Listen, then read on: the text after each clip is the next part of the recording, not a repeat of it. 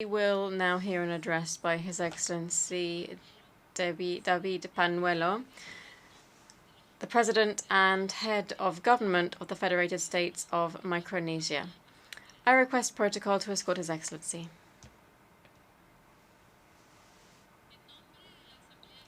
On behalf of the General Assembly, I have the honor to welcome His Excellency David Panuelo, President and Head of Government of the Federated States of Micronesia, and to invite him to address the Assembly. Mr. President, Secretary General, fellow world leaders, Excellencies, ladies and gentlemen, I bring you warm greetings from the paradise in our backyard, the Federated States of Micronesia. It is my honor to address the UN General Assembly, and in doing so, I bring a warm kaselelie on behalf of my delegation, the leadership, and the people of the Federated States of Micronesia to all of you in attendance today at the 77th session of the UN General Assembly and those joining us virtually from across the globe. I express my country's gratitude as we join other members of this august body in extending our heartiest congratulations to you, Mr. President, on your election to the presidency of the 77th General Assembly. We also wish to thank your distinguished predecessor, His Excellency Mr. Abdullah Shahid, for his excellent leadership during the 77th UNGA. I would also like to pay our respects to Secretary General Antonio Guterres, who continues to demonstrate dedication and integrity in his role as Secretary General of our United Nations. Mr. President, I will begin by reiterating that the Federated States of Micronesia's foreign policy is to be a friend to all and an enemy to none, that we extend to all peoples and nations that which we seek: peace, friendship, cooperation, and love in our common humanity. As leaders of the world, it is our duty and obligation to take bold decisions and actions that serve our citizens and reflect our values. Every person in this room and beyond is impacted in one form or another by the brutal and unjustified invasion of Ukraine.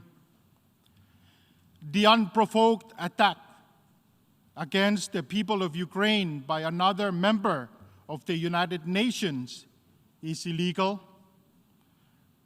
blatantly disregards international law and norms, and undermines the UN Charter, whose purposes and principles are to maintain international peace and security.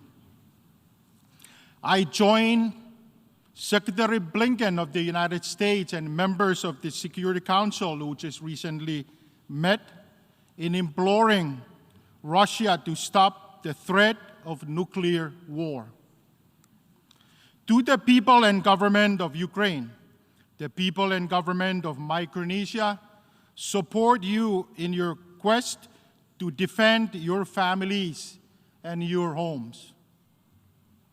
Micronesia strongly encourages other peoples and governments, most particularly those with greater influence and means, to firmly stand with the people and government of Ukraine and show that the people of this 21st century cannot and will not tolerate aggressive, and violent behavior. An infringement on the rights of one is an infringement on the rights of us all, and we do well to stand with our neighbors, lest we one day find ourselves standing alone. Mr. President, while traditional security concerns have taken much of our world's attention in recent memory, for Micronesia, as a Pacific Island country, it must continue to be emphasized that the most enduring security threat to our Pacific and to the world is in the form of anthropogenic climate change. The Federated States of Micronesia presents its most urgent appeal to the global community, especially the developed countries, to commit to the intent of the Paris Agreement by providing adequate, accessible, and concessional finance for climate mitigation and adaptation, as well as for loss and damage. On loss and damage specifically, Micronesia calls for the adoption of an agenda item for COP27 on a loss and damage response fund. The establishment of that fund in COP27 and the full operationalization of the fund to be completed in COP28. The Federated States of Micronesia cannot overemphasize the extreme urgency of limiting global warming to 1.5 degrees through rapid, deep, and sustained reductions in greenhouse gas emissions. However, to the extent that mitigation as well as adaptation are not sufficient to avert or minimize loss and damage, finance must provide with all due haste to help vulnerable communities like those of my country to recover from climate change and related loss and damage. Current efforts to reduce greenhouse gas emissions remain wholly inadequate. The world is moving past 1.1 degrees Celsius in warming in our wake and rapidly speeding towards and soon to pass 1.5 degrees. Despite warnings of dangerous feedbacks and tipping points, many actors still continue to engage in the worst emitting activities. They ignore the solutions that could address climate while supporting development goals in favor of business as usual. Fortunately, the tide is changing on CO2 emissions, but still too slowly. Moreover, research shows that efforts to reduce CO2 alone will not cool the planet in the near term. Only mitigation of methane, which is a super pollutant and the second most potent greenhouse gas, and the other short-lived climate pollutants can prevent the world from exceeding the 2-degree upper limit over the next 2 decades. We need a new, robust methane agreement, currently not addressed sufficiently in the present legal framework. Doing so is key to ensuring countries can put their adaptation plans in place while additional CO2 mitigation gets underway. Micronesia urges all countries to commit to the Kigali Amendment and the Global Methane Pledge to see a 30% reduction of methane emissions from 2020 levels by 2030. In this connection, I congratulate the United States for the ratification of the Kigali Amendment by the U.S. Senate yesterday. This is indeed a monumental step towards curbing climate superpollutants, and I urge other countries to take this important step forward to collectively secure a livable planet for all of us and for future generations. I look forward to working closely with the United States and others in fully implementing the amendment. Mr. President, this is my fourth address at this August body. And in my previous 3 addresses, I have urged the United States of America and the People's Republic of China to consider climate change a non-political and a non-competitive issue for cooperation, as solving the climate change crisis ultimately requires both of these superpowers to work together. For the briefest period of time, it seemed as if Americans with whom Micronesia shares an enduring partnership and the Chinese with whom Micronesia shares a great friendship were starting to work together on this issue despite increases in tension in other areas. Now, they are no longer speaking to each other on this important issue. Micronesia cannot understand why our partners and friends cannot get along on this issue of total international importance.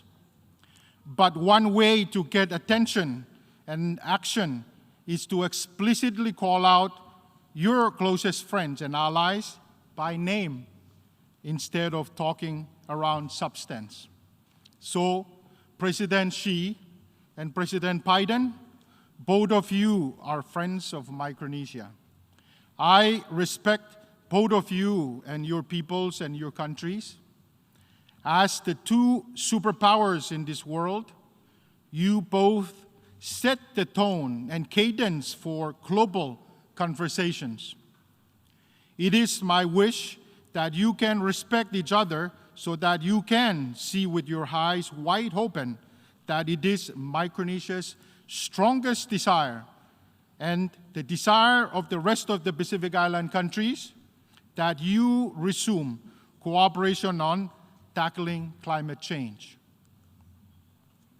Micronesia says this to each of you bilaterally and here multilaterally in the quietest conversations in the President's office and in the loudest conversations streamed across the world because it is our most important issue. Your capacity to cooperate on climate change is necessary towards ensuring our world is habitable for future generations and does not suffer from civilizational collapse. Mr. President, ours is undoubtedly an interdependent world where we share common goals for sustainability. I am of the view that through cooperation, we have a better chance of building healthy societies that we can proudly pass on to our children, and a world that values the rights of every individual and every society. Mr. President, I want to personally thank the leadership of this organization and its members for the support extended to my country in establishing the Multi-Country Office, or MCO, for the North Pacific. I am proud to announce that the establishment of the MCO has added value to our response to COVID-19 and accessing available funding sources and technical support through the United Nations system. Small island developing states, such as Micronesia, are in dire need of support from our partners to support our country-driven development strategy.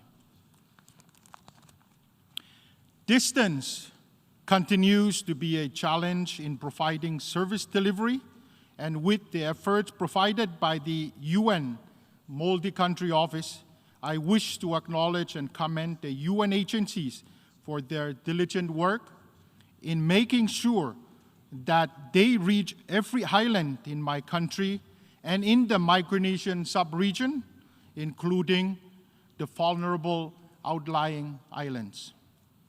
Mr. President, while acknowledging our interest in strengthening our tourism sector and developing value-added agricultural products, investment in the blue economy is our main aim, whereby our government works closely with the private sector for the benefit of all. Sustainable fisheries management and protection of the environment are therefore essential in our endeavor to sustain marine life for our future generations. In 2022, we have focused a substantial amount of work on ocean, with mixed results. While the outcome of our ocean conference in Palau and the 2022 UN Ocean Conference in Lisbon both concluded successfully, critical works remain to be accomplished when it comes to fully protecting the ocean resources considered as common heritage of mankind. In March of this year, we, as an international community, were unable to finalize an internationally legally binding instrument to conserve and sustainably use marine biological diversity of areas beyond national jurisdiction, or PPNJ, and just last month, we had to pause the 5th session of the Intergovernmental Conference because we ran out of allotted time. It is imperative that we finalize this work as soon as possible so that we can protect ocean resources effectively. Micronesia looks forward to the resumption and conclusion of the PPNJ negotiations very soon. This past summer, Micronesia announced that we were joining the Alliance of Countries for the Deep Seabed Mining Moratorium, alongside a number of fellow Pacific SIDS. It is the view of Micronesia that deep seabed mining in the international seabed area should not occur until the precautionary principle, ecosystem approach, and the polluter-based principle have been implemented. In the international seabed area, no such implementation can take place in the absence of the finalization of a robust, responsible, and comprehensive set of exploitation regulations by the International Seabed Authority. To do so otherwise will be a dereliction of our duty to protect and preserve the marine environment and respect the common heritage of mankind. Turning to marine areas within our national jurisdiction, the vast expanse of Micronesian maritime zones represents both an opportunity and, at the same time, enormous challenge. We have some of the largest fishing grounds in the Pacific, covering an area of 1.1 million square miles, and one of the most productive tuna fisheries in the Western and Central Pacific. Our maritime zones are exposed to threats of transnational crimes, illegal activities, and high UU fishing. We need our partners to support us in capacity building efforts towards law enforcement in the areas of maritime surveillance, money laundering, and terrorist financing, drug trafficking, and other transnational crimes. We are thankful to Australia for donating 2 Guardian-class patrol boats and also grateful to Japan for complementing these assets with 4 smaller patrol boats for nearby coastal waters. We recognize the U.S. Coast Guard as an enduring partner in protecting our expansive ocean territory. But given our vast exclusive economic zone and extended continental shelves reaching beyond 200 nautical miles, we invite additional countries to assist us in acquiring more assets with much more advanced maritime surveillance capabilities such as drones and submersibles. Our law enforcement, border management, and maritime surveillance teams would benefit from more partnership in capacity building and support to continually enhance their law enforcement skills. Mr. President, speaking further about the common heritage of mankind, today, Micronesia wishes to express our gravest concern about Japan's decision to discharge, starting next year, nuclear contaminated water, otherwise known as Advanced Liquid Processing System, or HALPS, water into the Pacific Ocean. We cannot close our eyes to the unimaginable threats of nuclear contamination, marine pollution, and eventual destruction of the blue Pacific continent. The impacts of this decision are both transboundary and intergenerational in nature. As Micronesia's head of state, I cannot allow for the destruction of our ocean resources that support the livelihood of our people. Mr. President, the leaders of the Pacific Islands Forum face a future with a lot of optimism. As leaders, we adopted key structural reforms for the Forum that strengthen our region through the Suva Agreement.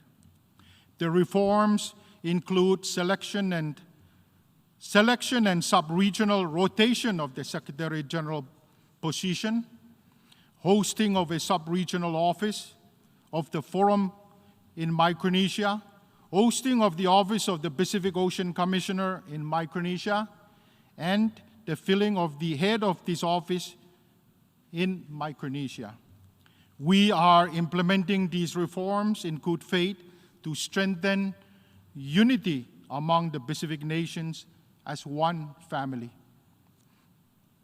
We also adopted the 2050 strategy for the Blue Pacific continent, which we have just launched this afternoon here in New York.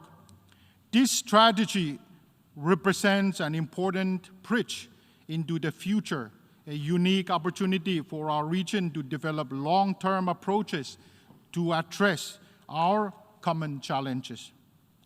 The solidarity of our region will strengthen our collective sense of Pacific regionalism and security of the Blue Pacific continent.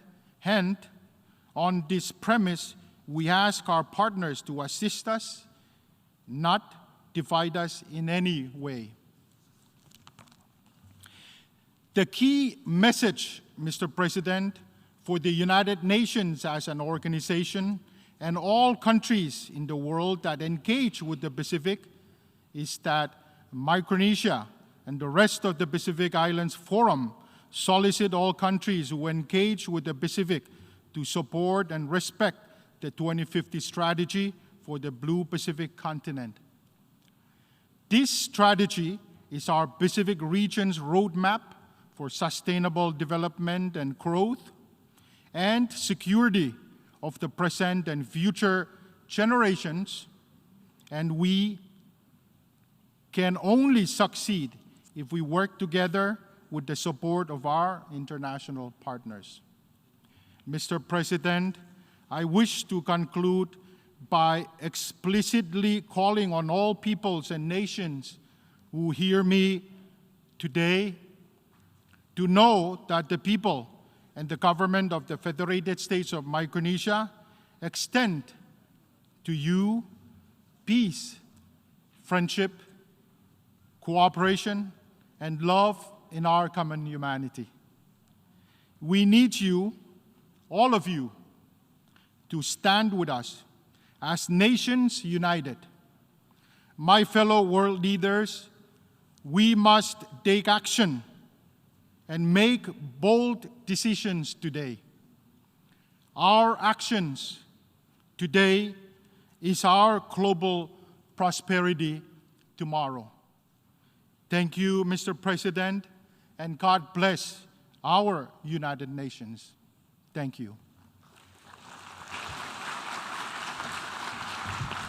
En nombre de la On behalf of the Assembly, I wish to thank the President and Head of Government of the Federated States of Micronesia for the statement just made, and I request protocol to escort His Excellency. We shall now continue